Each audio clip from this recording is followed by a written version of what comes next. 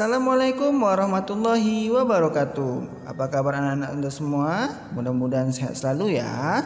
Nah, hari ini kita akan belajar tentang sistem peredaran darah pada manusia. Nah, pada materi ini adapun tujuan pembelajarannya yaitu yang pertama, Anda semua tahu pengertian sistem peredaran darah. Yang kedua, tahu organ sistem peredaran darah.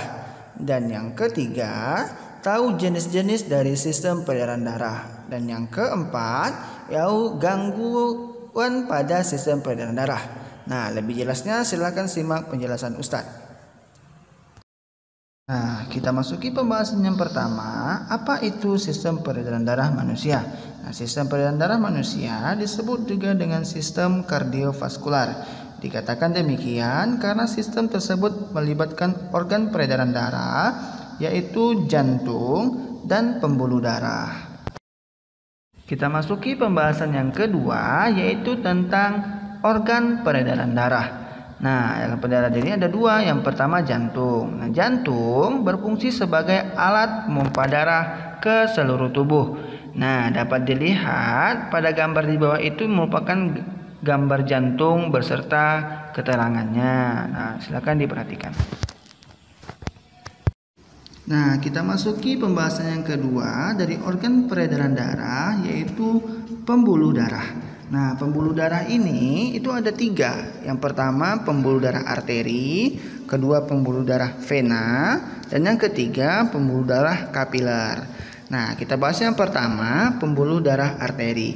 Nah, pembuluh darah arteri atau pembuluh darah nadi. Nah, pembuluh darah ini mengalirkan darah dari jantung ke seluruh tubuh. Jadi dia setelah dari jantung ke seluruh tubuh itu melalui pembuluh darah arteri. Nah, yang kedua yaitu pembuluh darah vena. Nah, pembuluh darah vena ini sama dengan pembuluh darah balik. Nah, dia di mana darah itu setelah dari jantung dia disalurkan melalui pembuluh darah vena ke seluruh tubuh, kemudian kembali lagi ke jantung, dia balik lagi ke jantung. Nah, kemudian yang ketiga yaitu pembuluh darah kapiler.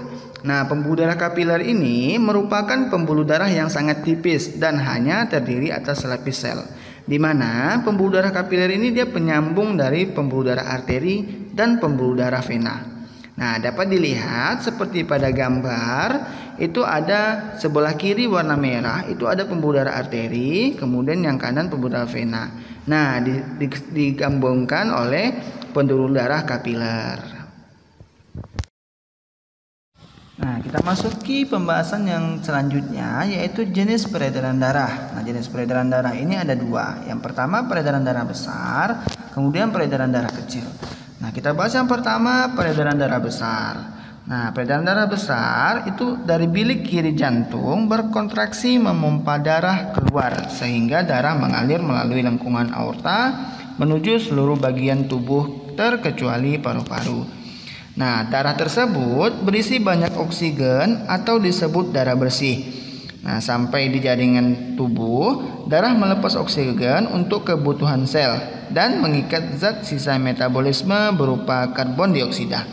Nah, zat sisa tersebut kemudian diangkut darah melalui pembuluh darah vena menuju serambi kanan jantung. Nah, itulah tadi pembahasan tentang peredaran darah besar. Sekarang peredaran darah kecil. Nah, pada peredaran darah kecil, bilik kanan jantung berkontraksi memompa darah keluar sehingga darah mengalir melalui arteri pulmonalis menuju paru-paru. Darah tersebut itu berisi banyak karbon dioksida atau disebut darah kotor.